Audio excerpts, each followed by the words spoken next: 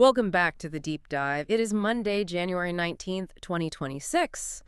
And, well, if you've glanced at any screen this morning, a terminal, a news feed, even just your phone, you know exactly what we have to talk about. Oh, yeah. It's impossible to miss. The New York Stock Exchange. The big board itself just dropped an absolute bombshell.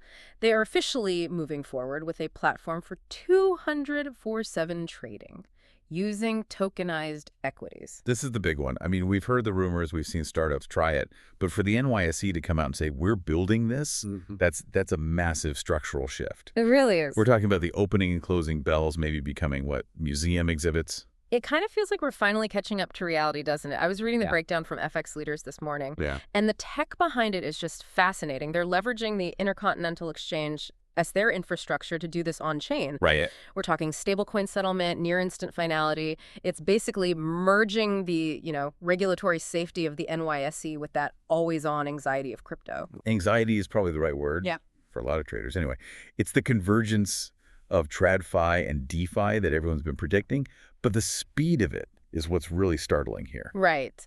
The pitch is obviously, let's reduce friction. You settle on a blockchain, you get rid of that 2-day waiting period where your money is just in limbo. Exactly. And on the surface, who's going to argue with that? I can buy Bitcoin at 3 in the morning. It feels inevitable that I should be able to sell my Apple stock if I wake up in a cold sweat. It feels intuitive. Yeah. The assumption is more access equals a better market. Convenience is progress. It has to be a good thing. Yeah, that is the intuitive leap, yes. But, and this is a big but, financial markets aren't grocery stores. Okay. And this is where we really need to pump the brakes and look at the actual mechanics of it, because there's a very compelling argument that all this convenience might actually break the efficiency of the market. And that is exactly why we are here. We're not just reacting to the headlines. We're unpacking a research paper that challenges this whole premise. Really good one. It's titled, Is 247 Trading Better? By Patrick Blonian from Carnegie Mellon and Alexander Ober from Rice. And I'll be honest, when I first saw that title, I thought, well, yes, obviously. Of course. But after reading it, I'm not so sure. It's a wonderfully counterintuitive paper. Their whole argument is that the act of closing the market, forcing everyone to stop for the night, isn't just some relic from the old days. It's not just so traders can sleep. No, it's a feature, not a bug. It performs this vital economic function. It coordinates liquidity. Coordinating liquidity. Okay, we are going to get deep into that. But first, let's set the stage a bit more. Because the NYSE isn't alone here, are they? This has been building for a while. Oh, far from it. The paper actually points this out. This has been a pressure cooker. I mean, back in late 2024, the SEC approved an exchange called 24X. Right. That's the one backed by Steve Cohen's .72. I remember that. That's the one. Oh. They got the green light for a 23-hour trading day. And even before them, you've had retail platforms, Robinhood, Interactive Brokers. They've been offering 245 trading for years. But wait, I want to clarify something there, because that's not the same thing as what the NYSE is proposing, is it? No, and that's a really crucial distinction. It is fundamentally different. Okay. When you trade on a retail app at 2 in the morning, you're usually trading in what's called a dark pool or against an internalizer. So it's not the real market. It's not. The brokerage is basically taking the other side of your bet and holding it until the real market opens. It's a simulation of liquidity. What the NYSE is talking about is actual settled trading on a public ledger any time of day. It's structural. That makes sense. I was looking at some Reddit threads on this, and people are really focused on settlement. There's this hope that on-chain settlement could kill things like naked short selling. It's a valid hope, for sure. Blockchain does bring a ton of transparency to the plumbing of the system. Because you can't sell what you can't instantly deliver. Right. But, and this is the core of our deep dive, we have to separate the technology of settlement from the hours of operation. You don't need the market to be open at 4 a.m. to get the benefits of blockchain. That's a really fair point. We tend to lump better tech and longer hours together. But let me play devil's advocate for a second.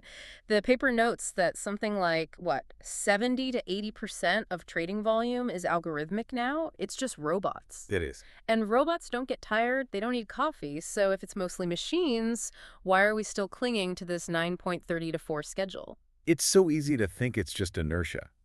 But this research suggests that even for the robots, the close serves a massive purpose. And it all comes down to a concept called inventory risk. Okay, let's unpack that. Inventory risk. Yeah. What is that for a market maker? It's not like unsold t-shirts in a warehouse, right? It's actually not that different. Imagine you are a market maker. Your job is to stand there, ready to buy or sell stock. To do that, you have to hold a bunch of shares. That's your inventory. And holding that is expensive. How? Well, there's the cost of capital, sure. But the bigger cost is the risk of the unknown. Let's say you're holding $1 million of tech company X.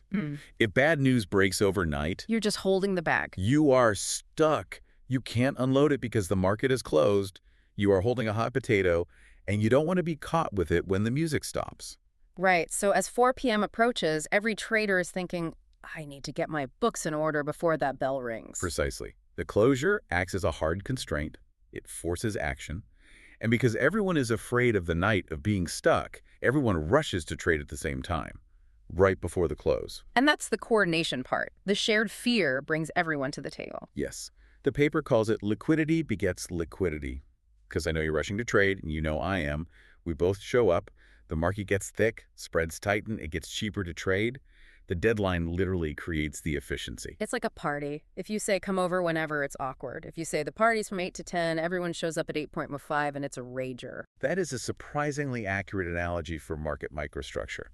The closure concentrates everything. If you remove it, you dilute the party. And the paper shows this in the data with the chart they call the smirk. The volume smirk, or the U-shaped curve. If you chart trading volume through the day, it starts high, craters in the middle, and then rockets up at the end. That U-shape. Okay, so let's walk through that smirk. The open left side of the U high volume, is that just people reacting to overnight news? Mostly, yes. The world kept turning. Economic data dropped in Europe, a CEO got fired in Asia. Traders wake up, and there's this huge gap between the portfolio they have and the one they want. So they rush to rebalance. Okay, that makes sense. Then we hit the middle of the day, the bottom of the U, the lunch lull. I always just assumed that was traders eating lunch. It's tempting, but remember, these are algorithms. They don't eat sandwiches. The paper argues this dip is actually strategic delay. Strategic delay. So the algorithms are procrastinating on purpose. In a way, yeah. Think about it. If you're a smart trader with a big order, you want to execute when liquidity is highest, so you don't move the price. You know liquidity will be amazing at 3:55 p.m. Because of the deadline effect. Exactly. So if you don't absolutely have to trade at 1 p.m., you wait. You strategically delay your trade until the end of the day to get a better price, And that just sucks more volume out of the middle of the day. making that dip even lower. Yeah. And then, of course, you get the close, the right side of the smirk, the scramble to avoid that overnight risk. And that's often the deepest, most efficient liquidity of the whole day. So here's the billion-dollar question. If we go to 247, we erase the deadline. We erase the night. What happens to the smirk? The smirk flattens out. And at first, that sounds nice and smooth, but the paper argues this is actually a huge problem. Why? Smooth sounds better than choppy. Because without that fear of the night, there's no force making everyone congregate. So traders just break up their orders. Instead of selling 1,000 shares at 3:55 p.m., I'll sell 10 shares every hour for 4 days. You spread it out. You spread it out like peanut butter over this massive 24-hour piece of bread, and you end up with a really, really thin layer of peanut butter. The paper calls it a slow market. Peanut butter liquidity? I like that image. So if I'm a trader and I need to sell a big block, I'm in trouble. You might be. Yeah. In a flattened 247 market, finding a buyer is harder at any specific moment because there's no focal point. You'll see wider bid-ask spreads, more slippage. You're basically paying a convenience tax because the liquidity is never concentrated. Okay, that makes sense. But there was another concept in the paper that really blew my mind, the endogenous halt. Yes. This is one of the coolest findings. It shows that in a market with a closing time, the liquidity at the close is sometimes so good that traders will just stop trading right before it. They just freeze. Strategically, it's a self-imposed halt. It's 3:00 p.m. I know that at 4:00 p.m., the closing auction will give me the best price of the day. So why on earth would I trade at 3.35? I'll just wait. So the promise of the future party actually kills the vibe in the waiting room. That's a great way to put it. It proves just how powerful that coordination event is.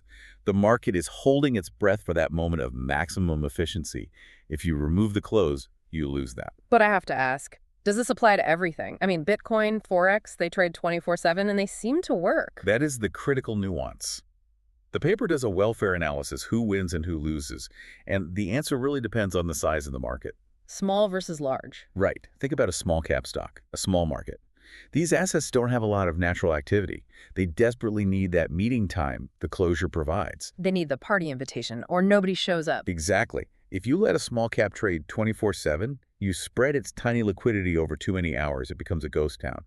For those stocks, 24/7 is probably a trap. But for the big guys, For large markets, Apple, Nvidia, Bitcoin, the paper suggests 2047 might actually be optimal. because the party never stops anyway. Pretty much. There's so much natural volume, so many global players, so much constant news that they don't need the forced coordination.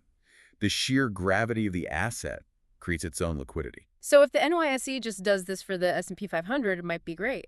But if they roll it out for smaller companies, we could create a two-tiered system where the small stuff becomes untradeable. That is the risk. The giants get more efficient, and the small players get lost in the 24-hour noise. There's one more layer here. The paper talks about informational asymmetry, which is just a fancy way of saying, I'm scared you know something I don't. The classic lemon problem. Yeah. You've got informed traders and uninformed traders, and usually, if I think you're an insider, I don't want to trade with you. I know I'm going to lose. Right. And that fear usually kills volume. But the paper asks, does the market closure effect still work if everyone is paranoid? Then does it? It does. In fact, it's even more important. Even if I'm scared, you know more than me, I still have to manage my inventory risk before the market closes. The fear of the night overrides the fear of the insider. Wow. So the deadline is the great equalizer. It forces everyone to participate. It compels participation in a way an always open market just can't. So let's bring this back to the listener. We've got this new NYSE platform coming. If I'm a regular investor, why should I care if the market never sleeps? I can just choose not to trade at 3 a.m. You can, sure. Yeah. But you need to understand the environment. If you do decide to trade at midnight because you saw some breaking news, you're stepping into a whole different beast. You're stepping into the peanut butter. You are. You need to know that the price you see might not be the price you get. The bid-ask spread will likely be wider. You are paying a premium for that access. It's like buying milk at a 24-hour convenience store instead of a supermarket. You can get it, but you're paying $7 instead of $4. That's the perfect analogy. Yeah. We have to ask if we're sacrificing the quality of price discovery just to have the ability to trade whenever we want. The classic quantity versus quality debate. Exactly. Just because the blockchain can handle the transaction doesn't mean the market can handle the liquidity dispersion. I want to leave our listeners with one final thought from the paper that really struck me. It points out that even in 247 markets like crypto or Forex, we still see volume spikes. And when do they happen? When London opens, when New York opens, when Tokyo opens. Humans are creatures of habit. We sleep. We operate in shifts. Right. So here's the provocation. Even if the NYSE goes 204/7, will we just recreate the open and close anyway? Are we biologically wired to reject a flat market? Will we still cluster our trades around 9:30 a.m. and 4:00 p.m. just because that's when we're all awake? That is the ultimate question. You can change the code, but can you patch human biology? We might build the 24-hour highway, but rush hour is probably still going to be rush hour. Rush hour will still be rush hour. I love that. We'll be watching to see if this platform actually flattens the curve or if human nature just keeps that smuck alive. It's going to be a fascinating real-time experiment. Indeed. That's all for today's deep dive. Thanks for listening.